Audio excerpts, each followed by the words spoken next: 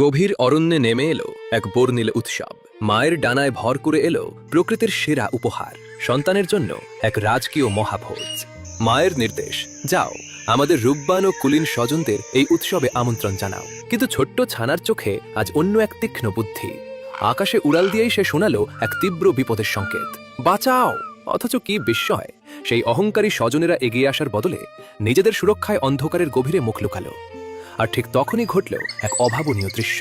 বনের সবচেয়ে অবহেলিত ধুলোমাখা সাধারণ পাখিরা নিজেদের পরোয়া না করে অসীম সাহসে ছানাটিকে রক্ষায় ঢাল হয়ে ছুটে এলো। অথচ আকাশ একদম শান্ত।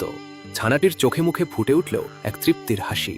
সে পরম আদরে এই নিঃস্বার্থ বীরদের পথ দেখিয়ে নিয়ে এলো সেই রাজকীয় ভোজে। মা অবাক। ছানাটি এক টুকরো খাবার অতিথির দিকে এগিয়ে দিয়ে যেন জগৎকে জানিয়ে দিল, বিপদে যে বুক পেতে দেয় সেই তো আসল স্বজন। সম্পর্ক কখনো রূপ বা পালকের চাকচিক্য দিয়ে তৈরি হয় না, তৈরি হয় বিপদের দিনে পাশে থাকার সাহস দিয়ে। এই ছোট্ট পাখির বিশাল শিক্ষাটি হৃদয় ছুঁয়ে গেলে ভিডিওটিতে একটি লাইক দিন এবং এমন গল্প আরও দেখতে ফলো করে সাথেই থাকুন।